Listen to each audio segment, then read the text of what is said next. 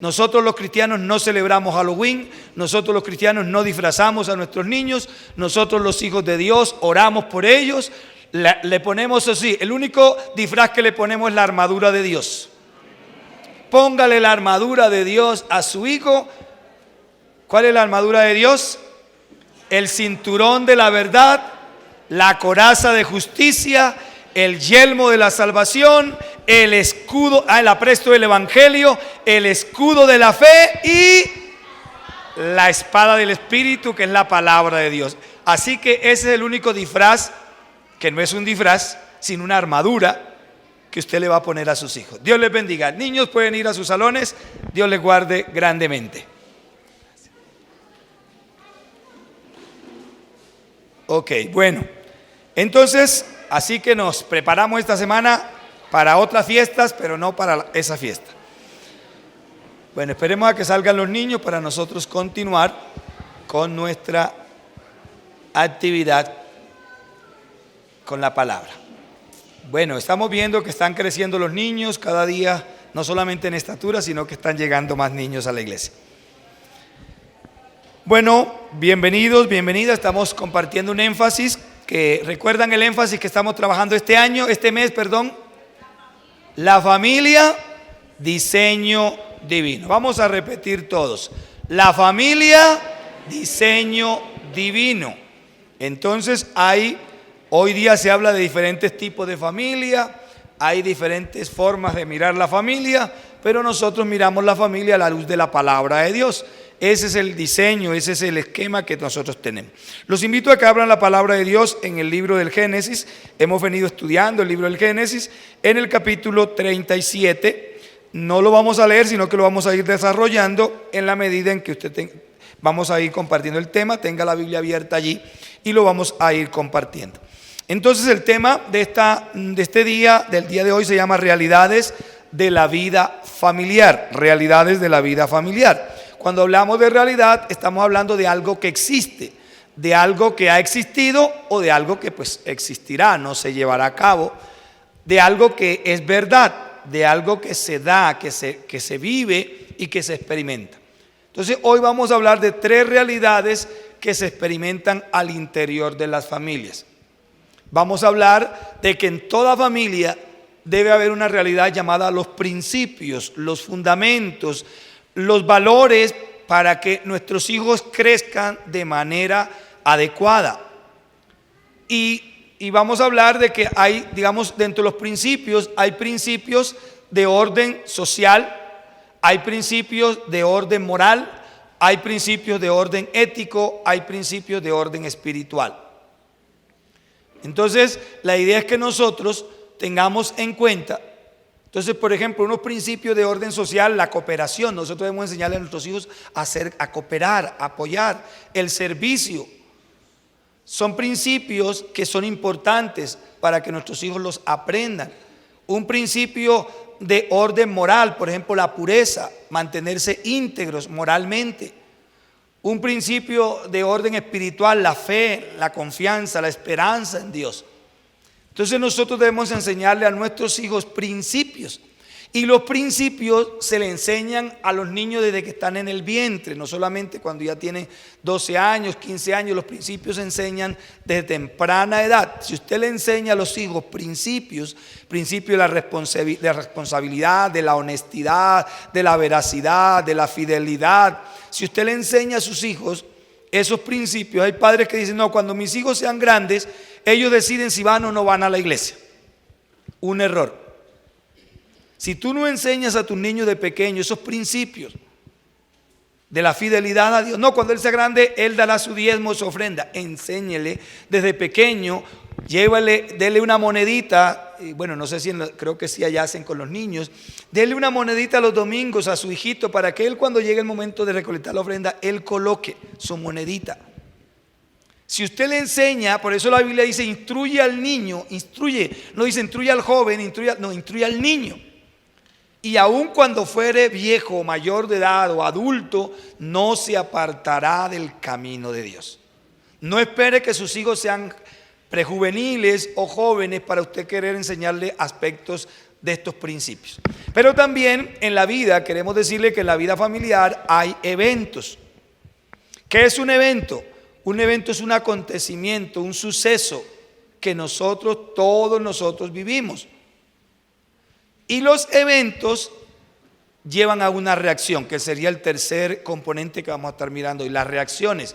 Todo evento, ¿la reacción qué es? La reacción es el estímulo, la respuesta que la persona da ante un estímulo. O sea, la persona recibe un estímulo y da una respuesta, favorable o desfavorable, pero va a dar una respuesta. Entonces, un ejemplo en cuanto a un evento que suele sucederse a veces en la familia: el hombre tiene que irse a madrugar o temprano, pero resulta que ese día no le timbró el celular. Ya ese es un evento.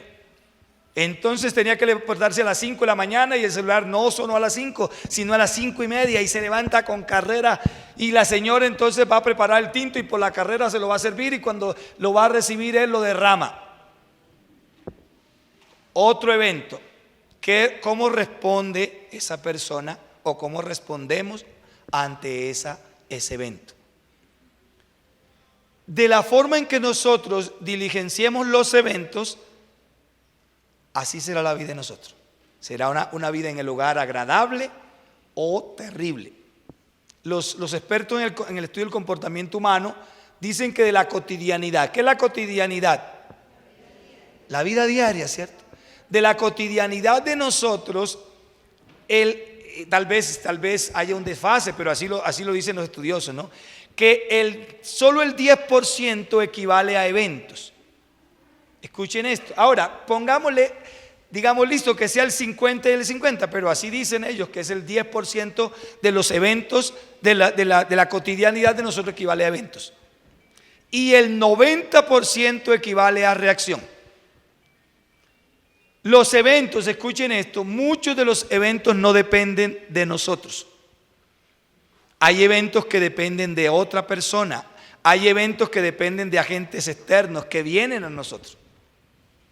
Como ir usted por la calle. Yo un día iba en mi moto corriendo rápido porque mi hijo se le hacía tarde para el colegio. Y yo salí así de una calle a una avenida y pues venía como a 100 metros un señor en otra moto. Y yo miré, yo dije, pero el hombre cuando me vio empezó a pitar y le puso el pito a toda. Y pasó al lado mío y me bendijo. Ya ustedes saben cuáles son esas bendiciones que le mandan a uno. Pero esa bendición me desagradó a mí, porque sacó a mi mamá a bailar allí. Y me le extiendo, yo iba con mi hijo pequeño y me le extiendo en la moto. Y me lo alcancé llegando al semáforo. Y yo estaba furioso. Y le dije, era como una palabra tosca, ¿no? Yo le dije, por eso es que le pegan pues, en la boca, pero yo no dije así en la boca, ¿no? Por eso es que le dan en la... Gracias por ayudarme y no decirlo yo desde acá. Por eso es que le dan. Y cuando yo le digo esa palabra a ese hombre, eso parece que le hubiera mencionado como 10 veces la mamá. Y se me viene el hombre en la moto y ahí yo me voy apartando de aquí. Pero entonces él me decía y yo le decía, él me decía, yo de repente reaccioné y dije, no, pero yo voy aquí con mi hijo, yo tengo que darle ejemplo a mi hijo. Yo, ¿cómo voy a igualarme a este hombre que tal vez tuvo un mal momento, tal vez va angustiado porque no ha pagado las deudas, tal vez le cortaron el recibo? Y yo refrené mi lengua y dije, no, nunca más me igualaré. Un día otro me lo hizo y cuando me lo alcancé del semáforo le dije, gracias por la bendición que me dijo. Y el hombre se sorprendió así. Y yo dije, gracias porque a lo mejor a usted nunca le ha pasado lo que me pasó a mí. Y el hombre enmudeció, ese no me dijo nada. Pero cuando uno se iguala de tú a tú. Entonces, la reacción. ¿Qué es lo que genera conflictos en un matrimonio? La reacción. Usted determina cómo reacciona. Que el otro reaccionó mal, usted reaccione bien. Que el otro lo gritó, no grite. Que el otro se enojó, mantenga la calma. Y verá cómo en su hogar las cosas funcionan bien. Entonces, vamos a analizar 3 cosas hoy. ¿Cuáles son esas 3 cosas que vamos a mirar? Principios, eventos y reacciones. Estas son 3 realidades que están presentes. Ahora, yo voy a hablar de la vida familiar, pero están presentes en todas las esferas de la sociedad. En todas las esferas deben haber principios, en todas las esferas de la sociedad hay eventos y en todas las esferas de la sociedad hay reacciones. Vamos a mirar a la luz de Jacob. Y yo le dije que en el capítulo 37, sin embargo, vamos a mirar algunos aspectos para mirar parte del liderazgo de Jacob y tomar algunos aspectos completos. Cuando hablamos del liderazgo, vamos a mirar entonces principios, y uno de los principios que quiero mirar es el principio llamado liderazgo. Liderazgo. ¿Qué es el liderazgo como principio? Es el conjunto de cualidades que una persona tiene para dirigir, para orientar, para encauzar, para corregir, para instruir, para prever. Ese es el liderazgo. Son cualidades que tiene una persona para poder orientar algo, planear, proyectar, evaluar. Son cualidades de un liderazgo y son cualidades que las debe tener todo padre de familia. Diga conmigo, yo deseo crecer en liderazgo. ¿Sabe usted que el problema que tenemos hoy día en las familias en gran parte se debe a la carencia de liderazgo o a la falencia en el liderazgo? ¿Por qué razón? Algunas porque, y yo felicito a las mujeres, porque hay mujeres que frente a la actitud negligente de su esposo, frente a la actitud de no querer o hacer más, porque a veces, usted como hombre y yo como hombre debemos entender cuáles son mis funciones en el liderazgo de la iglesia. Porque a veces asumimos funciones que no nos corresponden a nosotros y le quitamos las funciones que le corresponde a la esposa y luego la esposa, y lo empezamos a hacer a veces desde que arrancamos el noviazgo, desde que iniciamos el matrimonio, y la esposa simplemente se hace a un lado y yo tomo las cargas que no me corresponde. Pero también hay casos donde la mujer toma el liderazgo y toma las cargas que no le corresponden a ella. Y eso acarrea grandes problemas en el matrimonio. Muchos matrimonios se están acabando porque el liderazgo no se está llevando a cabo correctamente. Porque alguno ha asumido las cargas que no le correspondían, los privilegios que no le correspondían, y el otro las ha dejado. Entonces yo felicito a todas las mujeres que frente a la actitud incorrecta de su esposo han tomado el liderazgo de formar a sus hijos y sacarlos adelante. Y qué bien. Y las mujeres merecen un aplauso por esa actitud. ¿Usted quiere darle un aplauso a las mujeres? Pero ese liderazgo es del hombre, varón. Y vamos a mirar a la luz de Jacob. Entonces en Jacob, una de los aspectos del liderazgo en Jacob, y vamos a mirar es esa liderazgo que Dios le dio al hombre, que se llama la función sacerdotal. El hombre es el sacerdote de la casa. Ustedes recuerdan en la Biblia qué hacía un sacerdote, porque el sacerdocio es, en el sentido de ministerio, se ve muy claro en el Antiguo Testamento. Ya en el Nuevo Testamento habla de Jesús fue el último gran sacerdote, en el sentido de que fue sacerdote, que fue rey, que fue nuestro Salvador, o que lo es. Pero ya en el Nuevo Testamento aparecen solamente que algunos sacerdotes ministraban, aparece ahí el nombre de esos sacerdotes, especialmente con el nacimiento de Juan. Pero pues no es muy, digamos, no se ve con tanta claridad como en el Antiguo Testamento. ¿Quién quiere recordarme qué hacía un sacerdote en el Antiguo Testamento? Traer la presencia de Dios a la tierra. ¿Qué más hacía un sacerdote?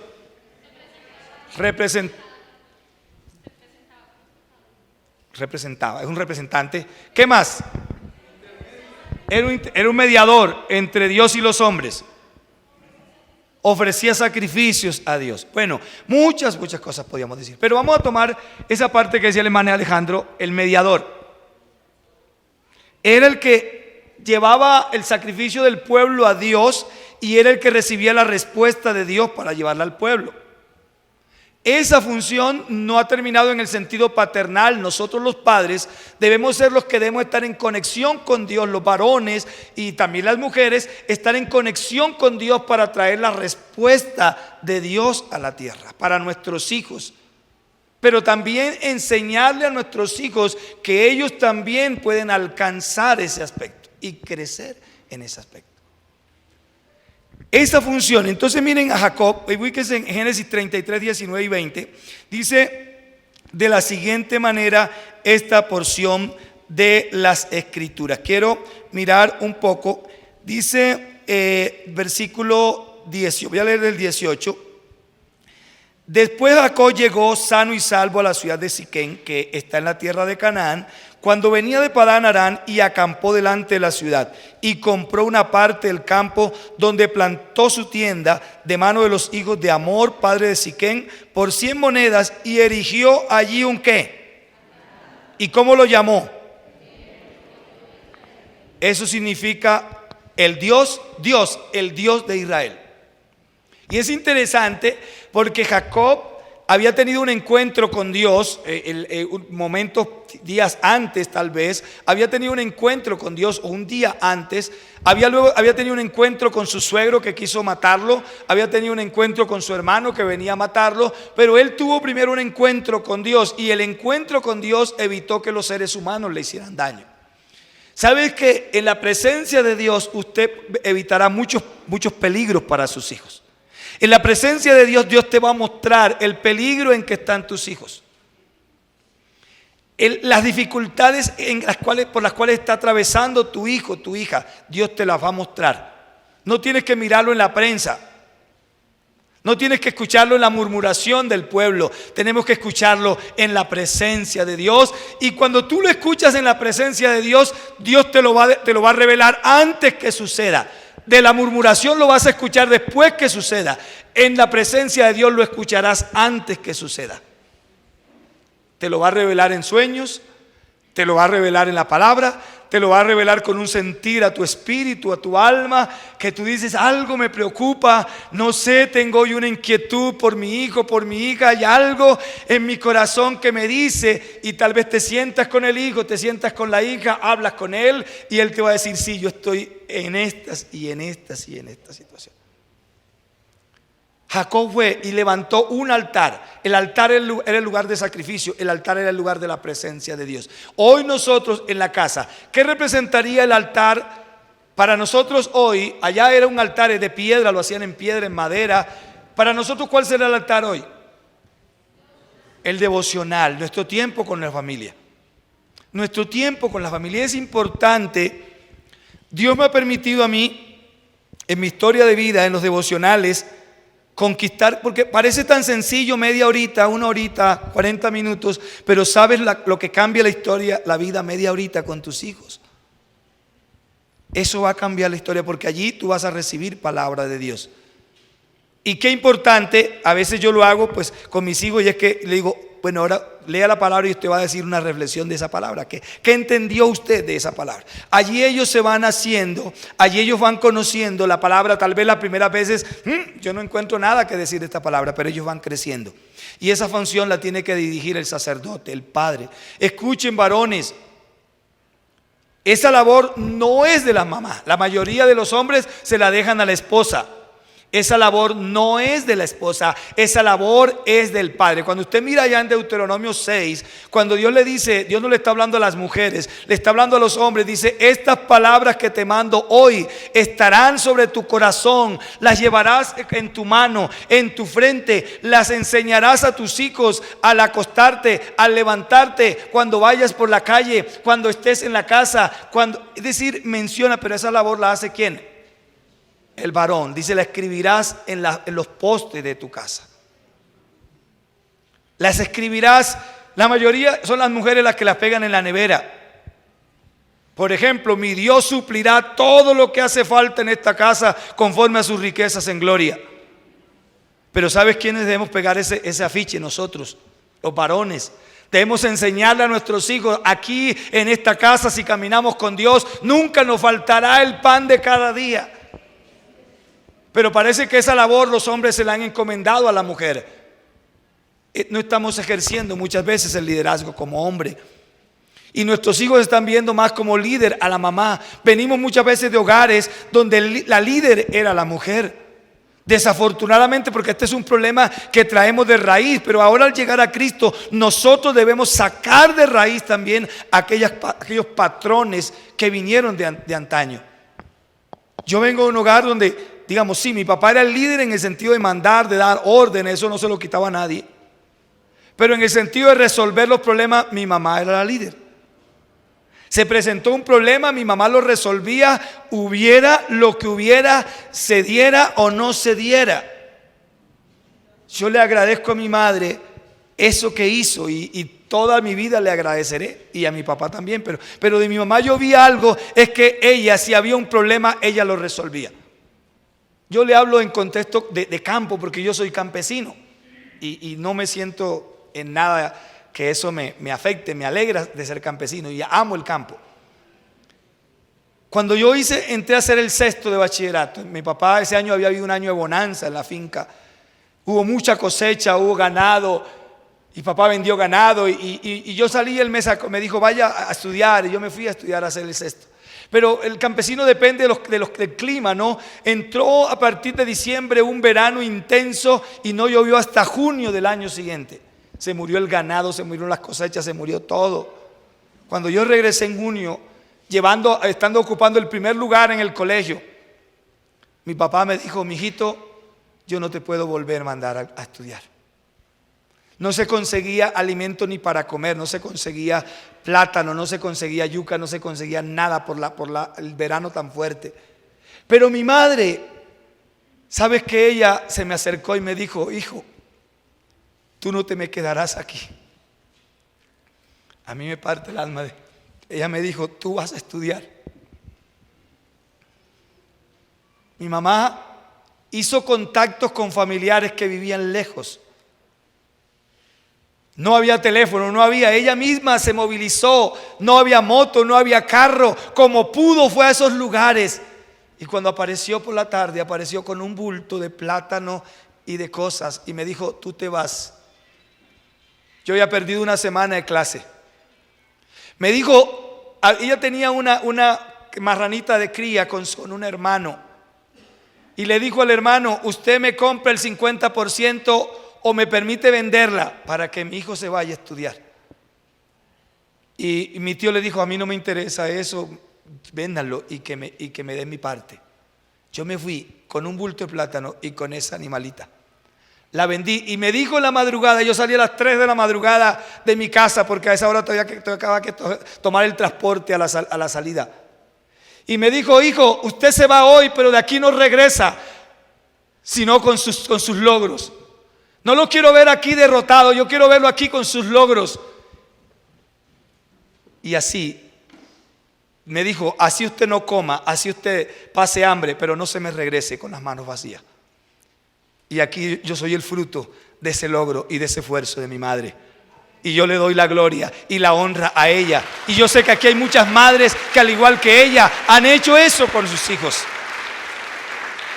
Sé que muchos de los hijos que están aquí son lo que son por el esfuerzo de esa madre, el tesón, el empuje, la capacidad de llevar a su familia adelante.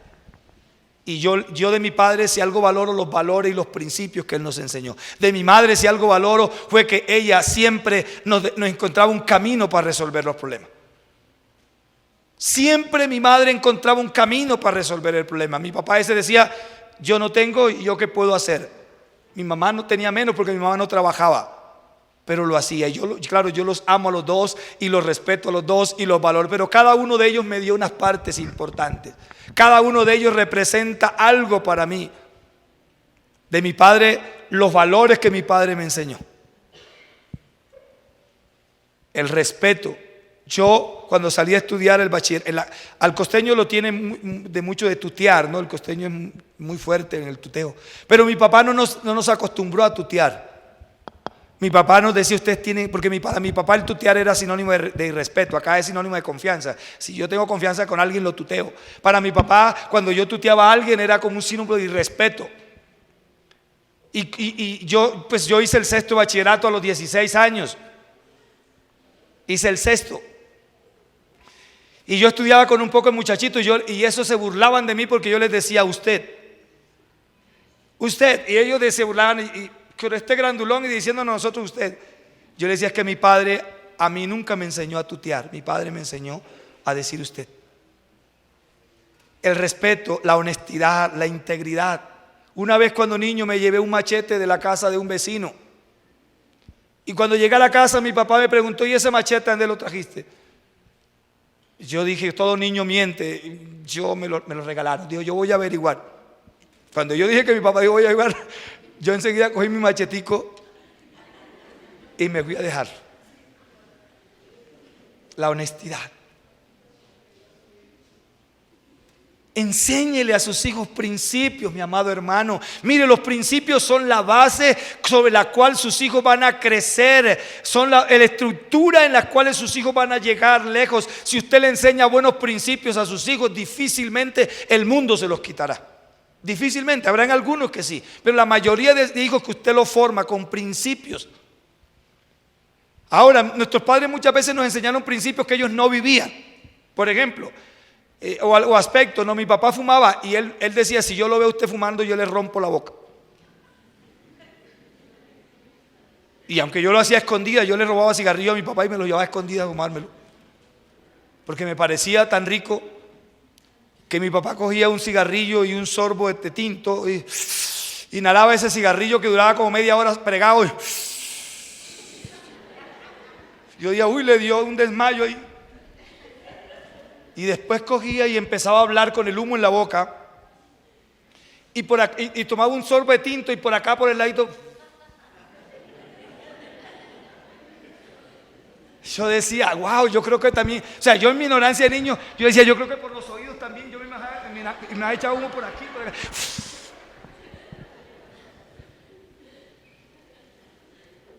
Pero nunca yo fumé.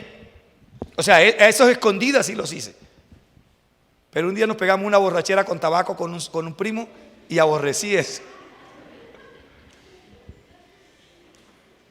Entonces, es bueno enseñar con el ejemplo. Mi papá en ese aspecto no fue. Mi papá tomaba y nos decía, no tomen. Pero él tomaba. Pero si hubo algo de mi padre que yo le valoré, es que jamás, le valoro, es que jamás yo vi a mi padre coqueteándole a una mujer diferente a mi madre. Jamás. Si hay algo que yo hoy día aplaudo, yo digo, si yo cogí esas mañas, no las recibí de mi padre. Porque tuve esas mañas cuando era joven. Pero nunca, jamás yo puedo decir, yo un día vi a mi papá, yo me escondí y vi a mi papá cortejando a una mujer diferente a mi madre, jamás. Y si él lo hizo muy reservado. Nunca lo hizo. Nunca le vi a mi padre quitándole nada a nadie. Los principios, mis amados hermanos, hoy día vivimos un mundo que no tiene los principios y los valores, se perdieron. Pero no es que se hayan perdido, sino que nosotros como padres no hemos cumplido esa labor de liderazgo, de enseñarle a nuestros hijos los principios y los valores. Enséñele a sus hijos principios, valores, y más que todo nosotros como cristianos. Mire, mi papá, a quien yo le escuché hablar de que había alma, era mi papá. Mi hermano el mayor se levantó en esa época del comunismo, de las influencias del comunismo, y estudiaba en un colegio público donde había influencia. Y mi hermano, yo lo recuerdo que tomando, ellos estaban ya, mi hermano era mayor, y hablaban, ¿no? Mi papá decía, el hombre tiene alma, y el alma se necesita ser salva. Y mi hermano le decía, no, uno muere y es como un caballo. Va igual que el caballo que muere. Y mi papá hablaban de esos temas. Y mi papá nos enseñó a rezar. En ese tiempo se usaba el rezo. Nos enseñaron a rezar. Nos enseñaron el Padre Nuestro. Nos enseñaron el Ave María. Pues era equivocada, pero nos enseñaron esos aspectos religiosos. Hoy enséñenle a sus hijos la palabra. Enséñelos a orar. Enséñelos a buscar la presencia de Dios. Cuando usted le enseña a sus hijos desde temprana edad los principios del reino, nunca jamás de los jamás se le olvidarán. Eso es como un sello que usted coloca en el alma de ellos. Aunque el mundo se los quiera quitar, no podrá. Entonces, uno de los aspectos de Jacob fue, Jacob buscó la presencia de Dios. Cuando Jacob buscó la presencia de Dios, Dios guió a Jacob. Dios guió a Jacob. Miremos en el capítulo, ahora sí, el capítulo 30, bueno, antes del 37, 35, 1 al 4, dice lo siguiente, voy a leerle, voy a devolverme un poquito. Miremos el 35. Dijo Dios a Jacob, levántate. ¿Quién le dijo a Jacob? ¿Quién se lo dijo? ¿Eso qué significaba? Que Jacob hablaba con Dios, que Jacob buscaba la presencia de Dios. No dice, y le dijo Dios a Raquel, y le dijo Dios a Lea. Y yo no estoy diciendo que Dios no le podía hablar a ellas, pero no se encuentra que le dijo a Lea, ni a Raquel, ni a Silpa, ni a Bila, sino que dice, y le dijo Dios a Jacob. Significa que Jacob fue a la presencia de Dios. Y cuando Jacob fue a la presencia de Dios, cuando Jacob fue a la presencia de Dios, entonces Dios trajo respuesta. Gracias. Dios trajo respuesta. Padres que están aquí, Dios te va a revelar cosas para tus hijos. Dios te va a revelar cosas para tu matrimonio. Dios te va a revelar cómo debes educar a tus hijos. Dios te va a revelar cómo vas a hacer la empresa de tus hijos, cómo va a ser la familia de tus hijos. Dios te va a revelar. La Biblia dice en el libro de Job que Dios nos habla de diversas maneras. Nos habla en sueños, nos habla en visión nocturna, nos habla de diferentes maneras. Dice, a veces nosotros no lo entendemos, pero Él nos está hablando. Dice que Dios le dijo, levántate, sube a Betel, quédate allí. Haz allí un altar al Dios que se te apareció cuando huías de tu hermano Esaú. Entonces, mire la obediencia. Entonces Jacob dijo ahora a su familia, a todos los que con él estaban, quitad los dioses ajenos que hay entre vosotros, limpiaos, mudad vuestros vestidos, levantémonos, subamos a Betel, haré allí un altar al Dios que me respondió en el día de mi angustia y ha estado conmigo en el camino que he andado. Así dieron a Jacob todos los dioses ajenos que había en poder de ellos y los zarcillos que estaban en sus orejas, y Jacob los escondió debajo de una encina, es decir, los enterró, que estaba junto a Siquén. Y llegó Jacob a Luz, que está en tierra de Canaán, esta es Betel. Él y todo el pueblo que con él estaban edificó allí un altar y llamó al lugar el Betel, porque allí le había aparecido Dios cuando huía de su hermano. Es interesante aquí, hay cosas que se hereda lo bueno y se hereda lo malo. ¿A quién un antecesor de Jacob, a quien ustedes recuerden que construía altares? Abraham.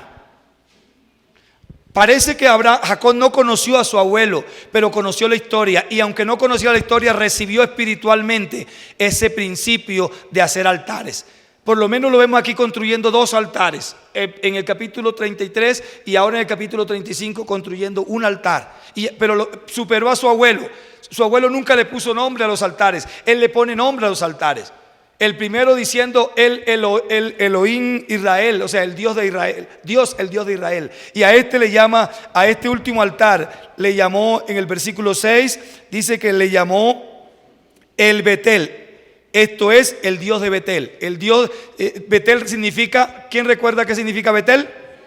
O sea, él llevó a su familia a la casa de Dios, construyó un altar llamado Betel, casa de Dios, y le dijo a sus hijos, esta es la casa de Dios y a la casa de Dios nosotros iremos. Varones, ustedes son los llamados a motivar a sus hijos a que vengan a la casa de Dios. Están llamados a motivar a sus hijos a venir a la casa de Dios. No lo deja que cuando él le dé la gana de ir, cuando él sienta el deseo de ir, las cosas de Dios no son de emociones, es los propósitos que nosotros tengamos. Bueno, sigo. Hay muchos detalles allí que Dios que le dice a Jacob a ellos. El primero, quiten los dioses que hay entre ustedes.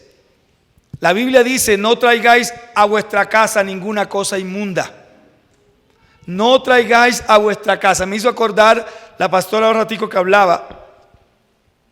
Cuando mis hijos estaban pequeños, nosotros le compramos un colchón con imágenes de cosas y una noche el niño no podía dormir, unas sábanas, y no podía dormir y lloraba y se inquietaba, y Dios colocó en nuestro corazón que algo tenía que ver con esos nombres que estaban allí. Cogimos nosotros, cogimos esa tela, la cortamos, la botamos y enseguida se le acabó el problema al niño. En Neiva había un niño que no podía dormir. Y nos invitaron a nosotros, fuimos y tenían toda la habitación llena con eso de Disney. Le dijimos, quite eso, y lo quitó y se le acabó el problema al niño. Me invitaron a una casa donde una niña decía que ella veía princesas, Y fui a la casa y ellos habían ido a Orlando, Estados Unidos, y le habían comprado toda la colección de Disney, especialmente esas princesas, y le tenían toda la habitación a la niña decorada. Yo le dije, si quieren, hagan la prueba, quítenlo, y se darán cuenta que la niña deja de ver esas cosas. Lo quitaron y la niña empezó a mejorar. ¿Qué tiene usted en la habitación de su hijo que no le agrada a Dios? Ojo con la ropa que le compra a su niño, a su niña. Ay, el hombre araña. Ay, es que le gusta los dinosaurios. Ojo con esas cosas que compramos. Y no es que sea uno agorero no. Muchas de esas cosas, quienes fabrican eso lo hacen con propósitos, lo hacen con intenciones espirituales. Cuando tú compres a tus hijos, ten en cuenta, yo nunca compro una camisa o algo que lleve letras en inglés, a menos que yo no sé mucho inglés, pero busque qué significa eso. Porque muchas veces tú estás llevando allí ahora sí con letras chinas, ¿no? Ahora aparecen con el que es así, pues nosotros ni siquiera podemos buscarla. No le compre a sus hijos con esas letras chinas, porque tal vez es un paquete chileno, un chino que le estén metiendo allí. Entonces, por favor, ojo con las cosas que nosotros hacemos. Este hombre le dijo, quiten los dioses. Yo le pregunto, ¿qué dioses hay en nosotros? Ese quitar los dioses significa despójense de una falsa religiosidad. La idolatría es la religión del hombre, es la religión que el hombre se ha inventado, es la forma como el hombre concibe a Dios. Entonces, cuando Dios te dice hoy, quita de ti, despójate de la religión. Nosotros no tenemos ídolos, ¿o sí? Yo creo que no tenemos esos ídolos, ¿no? Esas imágenes. Pero es tu forma de ver la vida religiosa a tu manera, acomodada a tu manera. Es que yo sí creo en Dios, pero yo creo en Dios a mi manera. Estás equivocado. Yo sí voy a la iglesia, pero yo voy a la iglesia cuando yo sienta. Estás equivocado. Yo sí oro, pero yo oro a Dios cuando a mí me dé la motivación. Estás viviendo una religión a tu manera, estás viviendo una vida espiritual a tu manera, y Dios te está diciendo hoy, quita esa forma de vivir la vida a tu manera. No, yo sí obedezco a Dios, pero en algunas cosas. El diezmo que ni me toque en el bolsillo, porque yo no diezmo. Bueno, respetable, pero no es el principio bíblico. No es el principio bíblico.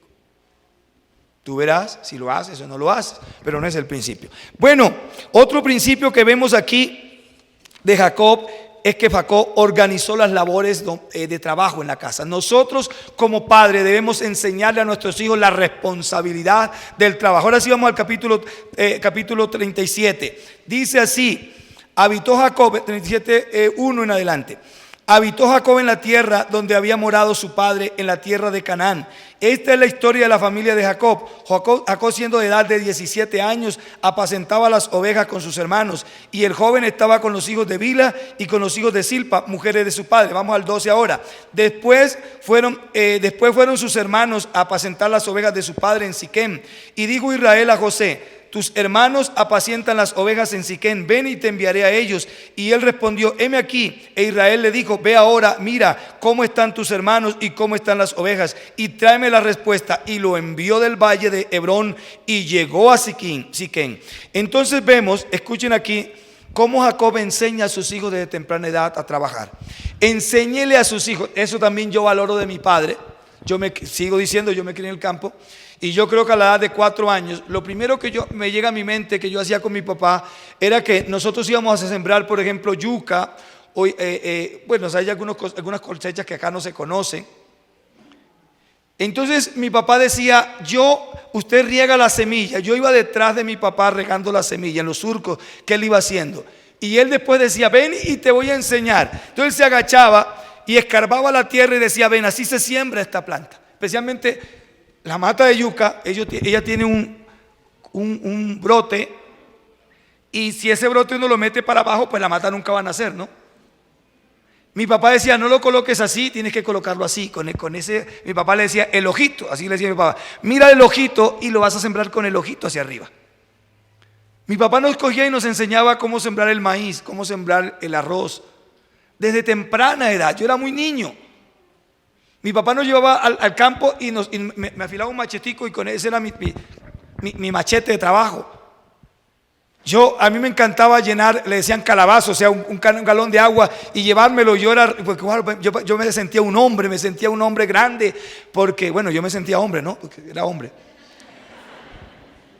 Pero me sentía un varón de bigote trabajando al lado de mi papá.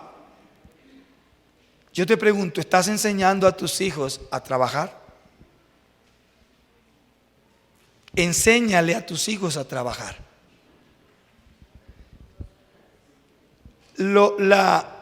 Cuando los hijos normalmente en el estudio enseñen la responsabilidad a las tareas.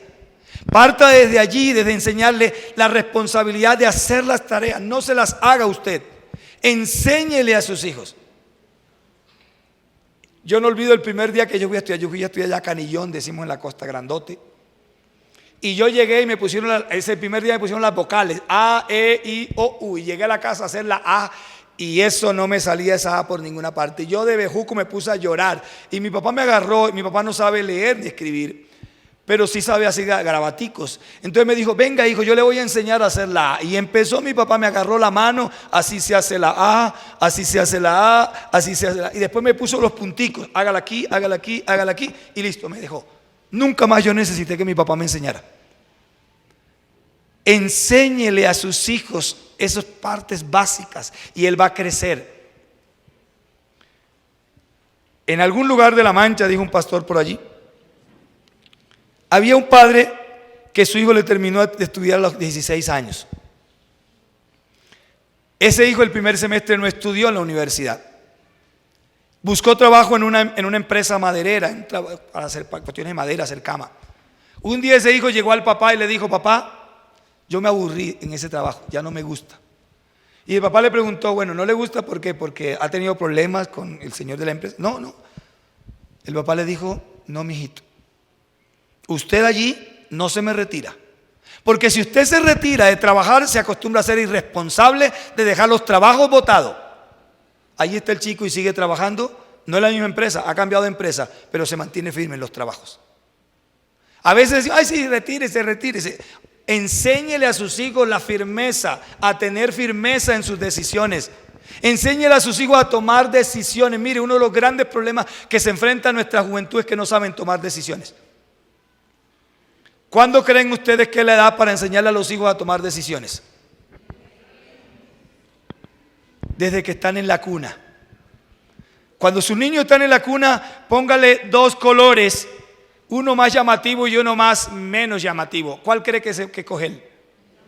El más fuerte.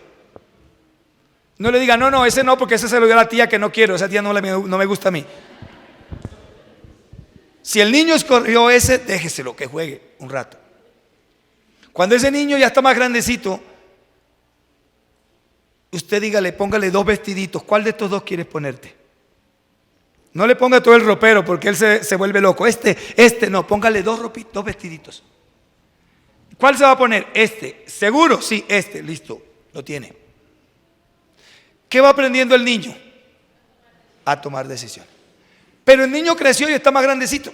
Y ellos ya empiezan a hacer pataletas. Y usted lo llevó a tomarse un helado.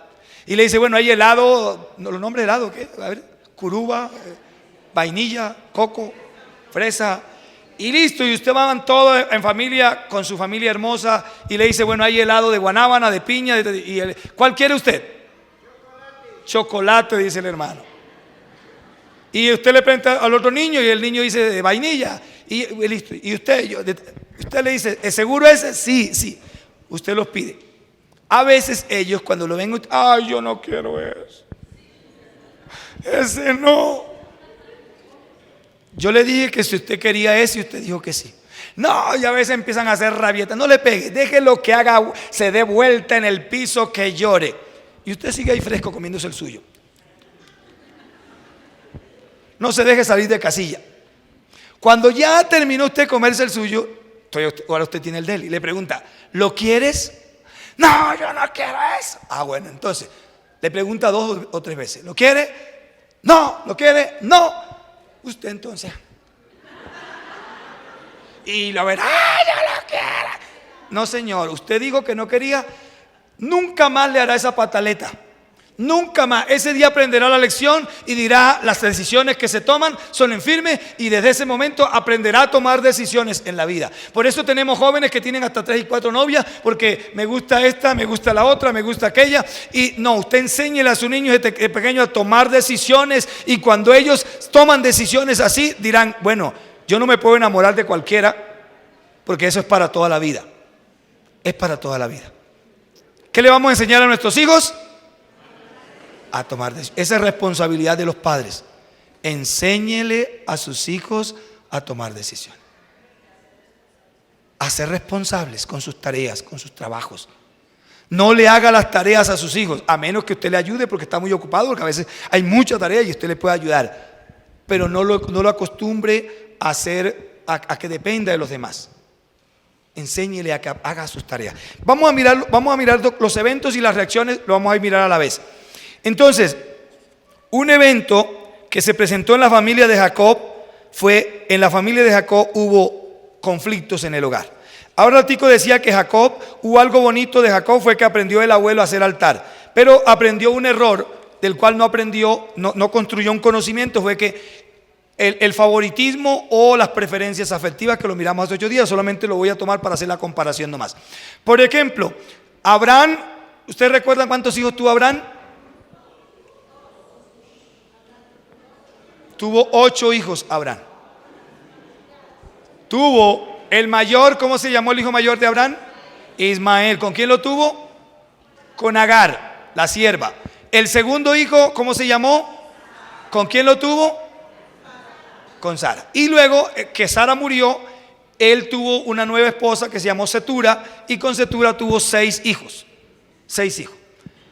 ¿Cuál fue el preferido de esos 8? Isaac. Era el preferido de Jacob, de Abraham. Listo, muere Abraham y Isaac se casa. ¿Y cuántos hijos tuvo Isaac? ¿Cuáles fueron esos 2 hijos de Isaac? Jacob y Esaú. Allí hubo una división, porque uno amaba al uno. Jacob, ¿a quién amaba Esaú?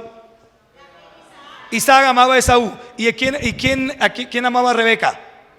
A Jacob. Eso trajo tremendos conflictos, amenaza de muerte, situaciones complicadas por las preferencias afectivas. Ahora tiene 13 hijos, a Israel, a Jacob, y prefiere a uno de ellos, a José. ¿Qué? Vamos a mirar entonces, vamos a ir mirando para ir cerrando los eventos y las reacciones. Los eventos y las reacciones. Entonces, por ejemplo, primer evento: las preferencias afectivas, o lo que él empezó a darle el privilegio especial a su hijo. Vamos a mirar entonces cuál fue la reacción. Ubícate en el capítulo 37. Ahí vamos a ir mirando las reacciones a la vez. Dice: y llamaba a Israel a José más que a todos sus hijos. Versículo 3. Porque los había tenido en su vejez, y le hizo una túnica de diversos colores. Dice, ahora lean conmigo el 4. Viendo sus hermanos que su padre lo amaba más que a todos sus hermanos, ¿qué pasaba? Entonces, evento, preferencia afectiva, reacción, odio, peleas, contiendas. Estamos diciendo, el evento y la reacción van unidas, pero usted depende de la reacción que tomemos, así estará el estado de nuestra familia. No tanto de los eventos que se vivan, sino de la reacción que nosotros hagamos ante cada evento. Segundo evento. El segundo evento es que José era algo así, ¿no? Miren esto. José hacía esto, ¿no? ¿Qué animalito salta así? La ranita, ¿cierto? La ranita. Bueno, José hacía algo así de ranita, y era que le contaba al padre las travesuras que hacían sus hermanos. Bueno, aquí esto es conjetura. Un ejemplo: si tú ves a un hermano que está haciendo algo mal como hermano, ¿qué debes hacer? Corregirlo. Pero ¿con quién debes hablar primero? Con él. Con él. ¿Lo hizo José? No sabemos. La Biblia no lo dice. Pero José se fue dando brinquitos. ¡Guac! ¡Guac! ¿Dónde? Su papá. La Biblia tampoco nos dice qué reacción tomó Jacob. Me supongo que se ganaron su regaño, Porque se cree que, es decir, hay tres cosas que creen, que dice que se portaban mal. Algunos dicen que se portaban mal porque maltrataban a los animales, cuando tenían rabia también cogían eso, pobres ovejas a garrote. Yo recuerdo que yo fui pastor de ovejas, yo cuidaba ovejitas. Ahora los cuido a ustedes, no mentira, yo no los cuido a ustedes, ustedes cuidan a ustedes mismos. Pero cuando mi papá nos regañaba porque a veces las ovejas se iban para la finca ajena y los perros se las comían. Entonces nosotros ¿qué hacíamos? Los encerrábamos y que mi papá no nos viera, nos montábamos en ellos, sobre todo en los que eran más traviesos, y lo hacíamos caer y los tirábamos al piso y los revolcábamos. Claro, no había alguien que fuera saltando a mi papá a decirle las cosas, pero castigábamos las ovejas cuando éramos niños. Se cree que los hermanos de José castigaban las ovejas de esa manera. Otra cosa, se cree que ellos vendían las ovejas a escondidas del papá y la daban por perdida. Se nos perdió una oveja, se la comió el lobo, y se cree que ellos se las robaban y se la comían la plata. O tercero, se crea un caso de zoofilia, que ya eso era mucho más perverso. Pero la idea es que José contaba a sus hermanos las travesuras de ellos. Muchas veces hay conflictos porque antes de hablar con la persona vamos y le contamos al otro. Debemos hablar con la persona para resolver el conflicto. Entonces, ¿cuál fue la reacción? Los hermanos dicen que lo odiaron más todavía, más, o lo odiaban. Otra cosa, los sueños de José, otro evento, ¿no? Este evento venía de Dios, y es que Dios empezó a mostrarle a José unos sueños, que el primero, que cuando las espigas de él cortaba, las espigas de los hermanos se inclinaban hacia él. El otro, que el sol, la luna y las estrellas se inclinaban hacia él, donde involucró al papá. Entonces los hermanos, ¿cómo reaccionaron? Dice que le tenían envidia. Le tenían envidia. Entonces una reacción es que se cargaron emocionalmente contra su hermano, en lugar de ellos decir: Señor, revélanos cosas también a favor de nosotros. ¿Qué pasa con la envidia? La envidia es bien complicada. Vamos a pensar que la envidia es como que aquí hay un piso más alto que yo y aquí está una persona más alta que yo, que ha alcanzado un nivel. ¿Qué hace la envidia? La envidia se agarra, en lugar de ponerle el hombro al otro para que siga trepando. Sigue, te estoy ayudando para que siga. La envidia se cuelga de los pies del otro para que el otro caiga, para hacer contrapeso. Entonces el envidioso quiere ver al otro en la condición en que él está. Si tú sufres de envidia, si tú eres envidioso, dile: Señor, ayúdame para no agarrar al otro y hacerlo caer, sino para meterle el hombro. Porque es que si mi hermano triunfa, escuchen esto, y no debe haber envidia en la familia, porque si mi hermano triunfa, yo también puedo triunfar. Porque, por ejemplo, si mi hermano monta una empresa y yo empiezo a trabajar con mi hermano y empiezo a hacer las cosas muy bien, posiblemente un día yo seré el gerente de mi empresa, mi hermano será el propietario de la empresa y yo seré el gerente de su empresa. ¿Y les cae bien a ustedes, les cae mal ser gerente de una empresa? ¿No? Ah, pero es que él gana más que yo. Sí, porque él es el dueño de la empresa, pero yo también estoy devengando de su empresa. A eso estamos llamados, a ayudar a que el otro crezca, no ayudarlo a que el otro se caiga. La envidia busca que el otro caiga. Si el otro compró el carro más bonito, y me carro, ¿cómo? ¿Y por qué no yo? Ojalá le vaya mal, se le pierda ese carro. No, ayúdalo a crecer también. Entonces hubo una reacción en ellos. Yo te pregunto hoy, ¿a quién le cuentas tus sueños? Mira, hay gente que cuando tú le cuentas los sueños te dice: no, usted está loco, está soñando. ¿Se los fumó verde o qué? ¿Y qué hacen después? Se roban tu idea, te la menosprecian, y hay algunos que se roban la idea de la persona y luego la presentan como de ellos. Ojo con eso a quien tú le cuentas tus sueños. Hay otros que cuando tú le cuentas los sueños se levantan contra ti, te cuestionan, te maltratan. Yo te pregunto hoy, ¿a quién le estás contando tus sueños? Los sueños que Dios te dé, no se los cuentes a todo el mundo. Sí hay personas que nos ayudan a construir sueños, pero hay personas que quieren destruir tus sueños. Los hermanos de José querían que los sueños de José, ellos se enojaron cuando José les contó los sueños. La reacción entonces fue enojo, enfado, crítica, censura. Los hermanos de José, un evento más, lo vendieron a José. La Biblia no nos dice en el capítulo 37 cuál fue la reacción de José, pero en el capítulo 42 cuando José detiene a los hermanos, digamos que sin que ellos se den cuenta que José es el faraón, es el segundo en mando después de faraón, dice que uno de ellos decía, pero con razón, mire, cuando nuestro hermano, él nos suplicaba, él angustiado nos pedía que no lo vendiéramos, nosotros lo hicimos, ahora estamos pagando las consecuencias de lo que hicimos. O sea que ahí nos muestra que José sufrió una angustia muy grande cuando lo vendieron sus hermanos. Y por último, hubo un evento más, y fue el evento de una muerte, en este caso irreal, pero le hicieron creer a Jacob que su hijo había muerto. ¿Cuál fue la reacción de Jacob? Mucho dolor. Jacob rasgó sus vestidos. Jacob pronunció palabras que lo ataron, diciendo: bajaré al sepulcro de luto, nunca más el luto se irá de mi corazón. Vamos a colocarnos de pie. Y yo quiero que pienses hoy en los principios que tú estás estableciendo en casa para tus hijos. ¿Qué principio le estás enseñando a tus hijos en la casa? 2. ¿Cuáles son los eventos más comunes en tu casa que están generando conflicto? Piensa por un momento qué eventos, tal vez hay un evento tal vez común y puede ser que se están gritando, se gritan los unos a los otros. No hay tolerancia. ¿Cómo se están tratando como parejas hoy? Tal vez hay eventos donde alguno de los hijos de la familia es perezoso, no quiere trabajar. ¿Qué estamos haciendo frente a eso? Tal vez hay un evento en la incomprensión en la pareja, en la familia. Hay mucho roce, mucho conflicto.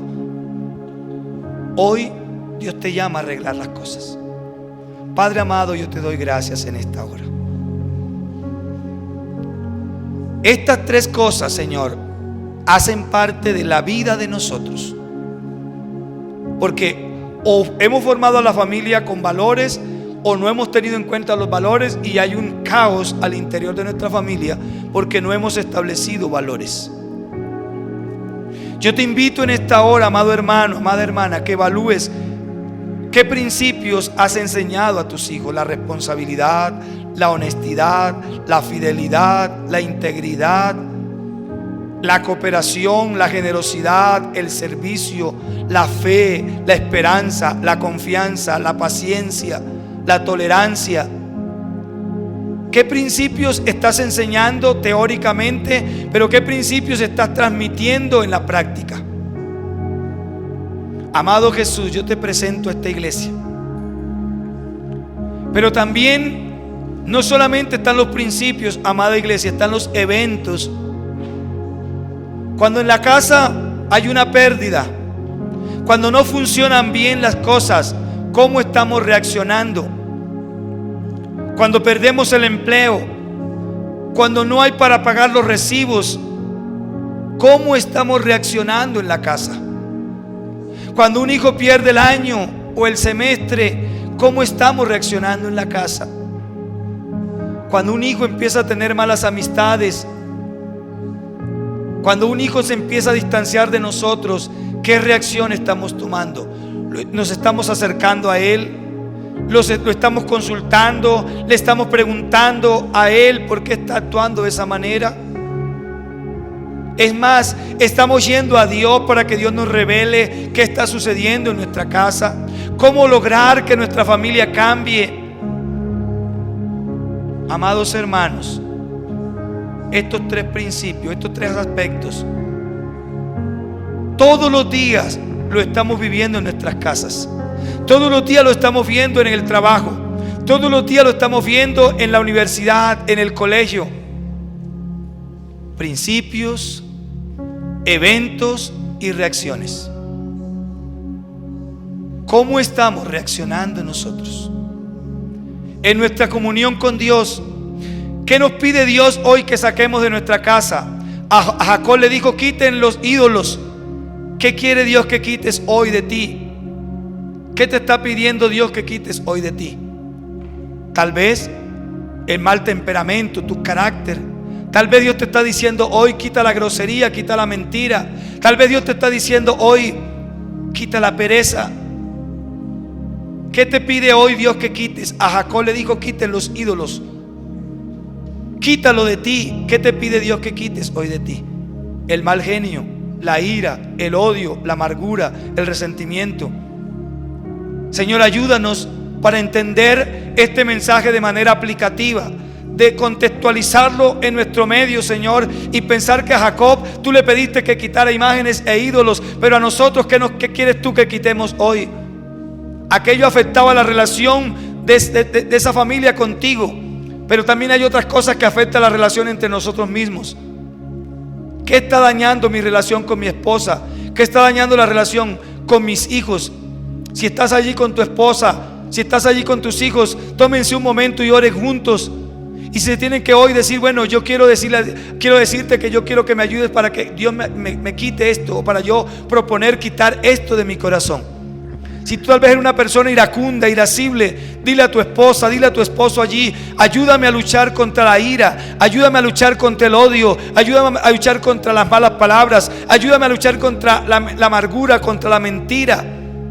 Quiero que nos unamos para vencer esta barrera que nos está trayendo problemas en el matrimonio, que ha traído en nosotros discordia, que ha traído en nosotros aún la intención de divorciarnos. Tal vez es la mentira que hay en ti.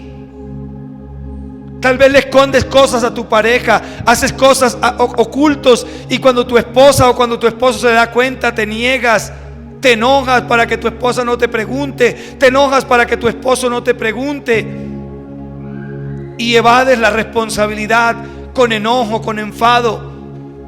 A veces le has metido en la cabeza a la otra persona: es que tú eres loca, es que tú eres un loco, y la otra persona ya se ha creído ese cuento. ¿Será que verdaderamente yo estoy actuando incorrectamente?